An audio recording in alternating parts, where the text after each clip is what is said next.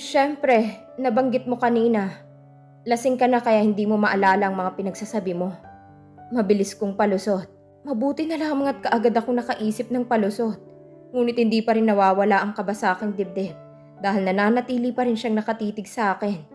Maya-maya ay bigla siyang napailing. Yeah, I think you're right. I'm too drunk kaya hindi ko na maalala ang mga pinagsasabi ko. Sang-ayon niya sa aking sinabi. Saka lamang ako nakahinga nang marinig kong sinabi niya. I'm almost screwed up. I received an anonymous call. Sabi niya alam niya kung sinong next target ni Silent Assassin. Sinabi niya sa akin na si Malu Madrigal nga ang target ni Silent Assassin. And that he will surely make a move this night. Kaya kinausap ko si Mrs. Madrigal para makipag-cooperate siya sa akin at mahuli ko si Silent Assassin. Ngunit nabigo pa rin ako na mahuli siya. Anonymous call? Sino kaya ang taong tumawag na yun at nagsabi kay Harriet tungkol sa aking next target? Siguradong isa sa mga kasamahan ko sa BAS ang taong yon. And maybe he is Manolo. Dahil sa lahat ng BAS members ay siya lang naman na may pinakamatinding galit sa akin. Matinding pagkaingit na nararamdaman niya para sa akin. Kaya malaki rin ang galit niya sa akin. Ngunit hindi sapat ang anonymous call na natanggap ni Harriet para napatunayan na si Manolo nga ang traidor. Hindi ka ba curious kung bakit si Malu Madrigal na isang babae ang siyang target ngayon ni Silent Assassin? As far as I know, Silent Assassin only assassinates people na salot sa lipunan. Why does he wants to assassinate that woman? I never thought na may time ka magbasa ng mga balita. Bahagyang napangiti na sabi sa akin ni Harriet. Namumungay ng mga mata niya sa kalasingan. At ewan kung bakit tila hindi ko matagalan ng kanyang titig. Kaya mabilis ako nag-iwas ng tingin at inilipat sa basong may alak na hawak ko. It was Harriet's glass na inagaw ko lamang sa kanya kanina. Marami na itong nainom kaya sobrang madaldal na. It's because I know how to read and also I have eyes to see the news sa mga television. Hindi nakatingin na sagot ko sa kanya. Natawa si Harriet sa aking sagot at napailing. You're right. Eyes to read and see the news. Lasing na talaga ako. That's why I'm talking nonsense. Can you drive me home, Shiva? Kailangan mo na talagang umuwi. Dahil lasing ka na. Sagot at hindi pinansin ang huli niyang sinabi. Inalalayan ko siyang makatayo ng tuwid, pati na rin papunta sa isang taxi na nakaparada sa tabi ng bar. Saan ang address mo, Harriet? Tanong ko sa kanya na ngayon ay nakapikit na ang mga mata. Agad naman niya sinabi ang kanyang address. Mabuti at naalala pa niya kung saan siya uuwi, kahit nalasing siya. Ipinasok ko siya sa loob ng taxi at ipinahiga sa upuan. Pagkatapos ay sinabi ko sa taxi ang address ni Harriet. At binigyan ko na rin ito ng pamasahe. Akmang lalabas na ako ng taxi nang bigla na lamang umangat ang dalawang kamay ni Harriet papunta sa aking ulo. At pagkatapos ay hinila pababa para pagtagpuin ang aming mga labi. Hindi agad ako nakakilos nang maramdaman kong mainit-init niyang mga labi. Malalim ang halik na ipinagkaloob niya sa akin na para bang hindi siya lasing. My body feels hot when I tasted his soft lips. At tila mas nakadagdag pa sa init na aking nararamdaman ang lasa ng alak na ininom ni Harriet. Hindi ko na malaya na pumikit na pala ang aking mga mata at tinugo ng maalab nitong mga halik. Harriet is an expert when it comes to kissing a woman. At ewan kung ilang babae na bang nahalikan niya. At ganito siya kagaling humalik na maski ang isang katulad ko na kasing lamig ng yelo ang katawan at damdamin ay nakaya niyang pag-initin at pukawin ng aking pagnanasa na nagtatago lamang sa kaibuturan ng aking katawan. Pinigilan kong mapaungol. Mas lalo yatang nadagdagan ng aking pagnanasa dahil sa ginawa niya. Miss, hindi pa ba kami aalis? Ang naiinip na tanong sa kanya ng taxi driver. Tila binuhusan ng malamig na tubig ang nagiinit kong katawan nang marinig kong boses na yun ng taxi driver. Agad akong napalayo sa katawan ni Harriet. Hindi ko na iwasan ng mapamura ng mahina. Nawala ako sa aking sarili dahil sa mga halik ni Harriet. Ngayon lang nangyari sa akin ito at hindi ito magandang senyales. Umalis na kayo, boss. Ingatan mo ang sakay mo at pulis yan. Ang sabi ko sa taxi driver bago ako tuluyan lumabas sa taxi. Nang makaalis na ang taxi na sinasakyan ni Harriet ay mabilis akong pumasok sa aking kotse. Nakatabi lamang ng kotse nito. Agad kong pinaharurot pa uwi ang aking kotse. I need to cool off myself because my body is still too hot. Nasa biyahe na ako pa uwi sa bahay ko nang maramdaman ko na tila magaan ang aking katawan. Parang may nawala sa akin, ngunit hindi ko alam kung ano. Kinapaka pa ko ang katawan ko para malaman kung ano bang kulang sa akin. Bigla akong nagpreno nang maisip ko na ang cellphone ko ang kulang sa akin. Napamura ako ng mahina sa pag-aalala. Baka makuha ng taxi driver ang cellphone ko. Or worse ay mapunta ito kay Haret. Malalaman ng lahat na ako at si Silent Assassin ay iisa. Masisira ang pinaghirapan ko para mabigyan ko ng hustisya ang pagkamatay ng aking pamilya. Agad akong nag-U-turn at mabilis na pinatakbo ang kotse ko papunta sa direksyon kung saan nagtungo ang taxi. Mabuti na lamang at natandaan kong plate number ng taxi. Kaya bawat taxi na madaraanan at kasabay ko ay sinusuri kong mabuti ang plate number. Naabutan ko ang taxi sa mismong tapat ng bahay ni Haret. Eksaktong pababa ang driver nang umibis naman ako sa aking sasakyan. Sinundan mo kami, ma'am? Nag-aalala po ba kayo baka pagnakawan ko ang boyfriend mo? Tanong sa akin ng taxi driver nang makita niya akong palapit sa taxi. Of course not. I think nalaglag ang phone ko sa loob ng taxi mo nang ipinasok ang lalaking kasama ko. Mabilis kong sagot sa seryosong muka. Napangiti ang driver at tila nakahinga ng maluwag nang marinig ang sinabi ko. Ganun ba, ma'am? Kala ko'y wala kayong tiwala sa akin. Napapakamot sa ulo na sagot niya sa akin. Sandali lang po at titingnan ko sa loob ng taxi ko. Ilang segundo lamang itong naghanap sa loob ng kotse at pagkatapos ay lumabas agad na hawak ang aking cellphone. Saka ako nakahinga ng maluwag ng masigurong cellphone ko nga ang hawak niya. Thank you. Matipid kong pasasalamat sa kanya nang iabot niya sa akin ang cellphone ko. Mga latest conversation lang naman namin ng aking ninong ang nasa inbox ng phone ko na hindi ko pa nabubura. Ngunit kapag binasa ng kahit na sinong mga text messages ay mahuhulaan ng kahit sino na si Silent Assassin ang may-ari ng cellphone. Akmang tatalikod na ako para bumalik sa aking kotse nang biglang umungol si Haret. Napapabuntong hininga na lamang ako pagkatapos ay tinulungan ko ang taxi driver na mailabas si Haret sa loob ng taxi. Malaking bulas ito kaya tiyak na mahihirapan ng maliit na taxi driver na alalayan si Haret kapag hindi ko siya tinulungan. Nang nasa tapat na kami ng gate ni Haret ay kinapakapa ng taxi driver ang susi ng gate sa loob ng mga bulsa ni Haret. But the driver didn't found Haret's key. Paano po ba to, ma'am? Walang susi na dalang boyfriend mo. Kaya hindi siya makakapasok sa loob ng bahay niya. Isama mo na lang kaya muna siya sa bahay mo. Hindi naman pwedeng basta na lang natin siyang iwang lasing sa tapat ng bahay niya. Kausap sa akin ng taxi. Great! Iniiwasan ko nga siya tapos sa bahay ko pa siya patutulugin. Ngunit anong magagawa ko? The taxi driver was right. We can't leave Haret in front of his gate in that state. Baka kapag nakita siya ng kanyang mga kaaway na ganyan ang itsura ay tiyak na patay siya. At habang buhay kong dadalhin sa aking konsensya kapag may masamang mangyari sa kanya. Isasama ko na lamang siya sa bahay ko. Sang-ayon ko sa driver. Tinulungan niya akong maipasok na namin siya sa kotse at magalang na nagpaalam na sa akin ng taxi driver. Tinitigan ko muna ng matagalang tulog na si Haret. Masyado siyang apektado dahil sa nangyari. Kahit kasi tulog ay nakakunot ang kanyang noo na para bang ang laman ng panaginip niya ay si Silent Assassin at ang nangyaring pagkabigo niyang mahuli ito. Ngunit anong magagawa ko?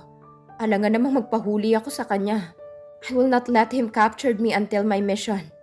And my last mission is to kill the person who ordered the assassination of my family. Pagkarating ko sa bahay ko ay agad kong ipinarada ang aking kotse sa loob ng gate at pagkatapos ay pinilit kong maipasok sa loob ng aking bahay si Haret. Sa sopa ko siya inihiga dahil wala naman akong guest room. Isa lang kasi ang kwarto sa bahay ko at ito lamang ang kwarto ko. Inalis ko ang sapatos niya sa mga paa at inayos ang pagkakahiga niya sa sopa. Kinuha ko ang aking isang unan at siyang pinagamit ko sa kanya. Sa halip na pumasok na ako sa loob ng aking kwarto ay muli kong pinagmasdan ang gwapo niyang muka. Magmula nang muli kami magkita ay ngayon ko lamang siya natitigan ng mabuti. Haret is very handsome, rich and young. He is every woman's dream. Kaya hindi na ako magtataka kung bakit baliw na baliw si Veron sa kanya. At mukhang hindi ito papayag na hindi nito makuha si Haret. Lalo na ang mapunta ito sa ibang babae. I can sense danger in that woman's character. Kaya dapat ako mag-ingat sa kanya.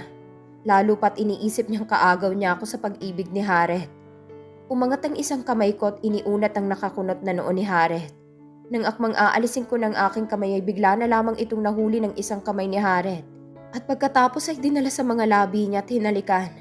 Hinila ko ang kamay ko na hawak niya, ngunit hindi niya ako pinakawalan. Nagulat na lamang ako nang biglang kinabig ng isa nitong kamay ang aking batok at pagkatapos ay inangkin ang aking mga labi. Hindi agad ako nakagalaw dahil hindi ko inaasahan ang kanyang aksyon. Ngunit saglit lamang na tila na paralisa ang aking katawan at nang makabawi na ako sa pagkabigla ay pinilit kong makawala sa kanya. Ngunit mahigpit ang pagkakayakap niya sa akin. Pinakiramdaman ko kung gising ba si Haret o nagtutulog-tulugan lang siya. Ngunit feeling ko ay tulog siya o nananaginip lamang siya. Ako itong gising at nasa tamang pag-iisip, kaya dapat akong gumawa ng paraan para matigil ang ginagawa niyang paghalik sa aking mga labi. Ngunit hindi ko maintindihan kung bakit hindi ko siya magawang patigilin sa ginagawa niya. At sa halip na patigilin siya ay kusang ipinikit ko ang aking mga mata at ginantihan ang kanyang mga halik. I think I'm crazy because I know that this is wrong, but I still let it happen. And although Harit didn't know of what he is doing, I can say that he is a good kisser. An expert kisser to be exact. Masyado na akong nadadala sa kanyang mga halik nang maramdaman ko na bigla na lamang siyang tumigil sa paghalik sa akin at hindi na gumalaw. And when I look at his face, I discovered that he was already sleeping soundly. Agad akong umalis sa ibabaw ng kanyang katawan at patakbong pumasok sa loob ng aking banyo. I need to cool off. The ice wall in my heart is broken by Haret, and this is not a good sign. So I have to make him hate me para kahit magkita man kami ulit ay hindi na niya ako kakausapin pang muli. Nasa bahay ko si Haret kaya maaga akong nagising dahil ayokong mauna siyang magising kesa sa akin. At baka kung saan saang parte ng bahay ko pa siya magpunta. Mabuti na lamang at hindi ako mahilig mag-display ng mga gamit ko bilang assassin sa kahit sang sulok ng bahay ko. Kahit ako naman ang may-ari. Kahit ang aking mga karayom ay hindi ko rin basta inilalagay sa kung saan. Hindi ko naman kasi inihihiwalay sa katawan ko ang mga karayom ko. At maging sa aking pagtulog ay nasa katawan ko pa rin. Mas mabuti na ang laging handa kesa maunahan pa ako ng iba sa paggamit ng armas nila. Maaga na nga akong nagising ngunit mas maaga pa rin nagising sa akin si Haret. Nang lumabas ako mula sa aking kwarto ay naabutan ko na siyang nakaupo sa couch habang inililibot niyang kanyang mga paningin sa kabuuan ng aking sala. Nasa mukha niyang pagtataka. Siguro nagtataka siya kung saan bahay siya napadpad. Nang dumako na sa akin ang kanyang paningin ay agad nang kumunot ang kanyang noo at agad na napalapit sa akin. Is this your house? How did I ended here? Nalilitong tanong niya sa akin. Sa halip na sagutin agad ay naglakad ako papunta sa kusina at nagpainit ng tubig. Sa sobrang kalasingan mo kagabi, hindi mo na maalala ang nangyari. Well, sasabihin ko sa'yo kung anong ginawa mong nakakahiya kagabi. First, you cried just like a child when a lollipop was snatched away from him. You cried because you didn't capture the silent assassin. And then sumakay ka sa isang taxi kahit na may kotse ka naman. But your action is good. You know that you can drive habang lasing. Ako ang nagbayad sa taxi na sinakyan mo dahil hindi mo na kayang dumukot ng pera. Nang makarating naman sa bahay mo ang taxi ay natuklasan ng taxi driver na wala kang dalang susi ng bahay mo. Kaya tinawagan niya ako. Ibinigay ko kasi ang contact ko para may matawagan siya sakaling hindi kanya makapasok sa bahay mo. Which is nangyari nga. I have no choice but to pick you in front of your house and brought you to my house. And that's what happened last night. Ang aking mahabang paliwanag kay Haret. Sa takot na baka ibang isipin niya at nagising siya sa loob ng aking bahay. Ngayong gising ka na'y maaari ka nang umalis, Haret. Marami pa akong trabaho na gagawin at hindi kita maaasikaso so please go home. Pagtataboy ko sa kanya. Napahinga ako ng maluwag dahil mukhang hindi nito maalalang nangyari kagabi. Kung nagkataon ay hindi ko alam kung anong paliwanag ang sasabihin sa kanya. Shiva, why your heart cold? Hindi mo ba nararamdaman na mahal kita? At nasasaktan ako sa malamig mong pakikitungo sa akin? Biglang amin ni Haret sa kanyang tunay na nararamdaman sa akin. Hindi ako nakakibot na patitig lamang sa kanya. Tila hindi ako makapaniwala na magkakagusto sa akin ng isang Harit Del Fierro. Imposible naman kasi magkagusto siya sa isang tulad ko. Unang-una I coldly treated him. Madalas ay masungit ako sa kanya at palagi ko siyang itinataboy. Hindi ko man gusto ay biglang bumilis ang tibok ng aking puso na akala ko hindi na makakaramdam ng ganito. Ngunit hindi pwede. There's no future awaits us. Magkalaban kami. At kapag matuklasan niya na ako si Silent Assassin ay siguradong huhulihin niya ako. At itong hindi ko mapapayagan. Isang panganib para sa akin ang kung anumang kakaibang nararamdaman ko para sa kanya. Kaya kailangan ko na siyang palayuin ngayon pa lang. I'm sorry. But I don't like you, Haret. Aaminin ko na crush kita nung mga teenager pa lamang tayo. But that was a long time ago. At hindi na ang tipo mong lalaking gusto ko. Kaya mabuti pa maghanap ka na lamang ng ibang babaeng mamahalin mo. Don't waste your time on me. Nandiyan naman si Veron na mukhang mahal na mahal ka. Sa kanya mo na lang ituon ang pansin mo. At siya na lang ang mahalin mo. Malamig ang boses na sagot ko sa kanya. Ngunit hindi ko maintindihan kung bakit tila parang bumigat ang pakiramdam ko sa mga huling pangungusap na sinabi ko sa kanya. Mabilis na nakalapit sa akin si Haret at niyakap ako ng mahigpit. Pero ikaw ang mahal ko at hindi ang ibang babae, Shiva. I love you since we were teenagers. Kaya na magkita tayo muli ay sobrang ang saya-saya ko. At hindi ako naniniwala na hindi mo ako mahal, Shiva. Nararamdaman ko na mahal mo rin ako. Kaya marahas na itinulak ko siya palayo sa katawan ko. I'm sorry, Haret. But you are wrong. Wala akong gusto sa'yo at hindi kita mahal, kaya umalis ka na. Masyado mo nang inaabala ang aking oras. Tama nang tinulungan kita na huwag matulog sa labas ng bahay mo. It's morning now, kaya maaari ka nang umuwi. Pagtataboy ko sa kanya, kitang-kita kong pagbalatay ng sakit sa kanyang mga mata at tila gusto kong bawiin ang aking mga sinabi. Ngunit pinigilan ko lamang ang aking sarili na gawin yon. You are heartless, Shiva.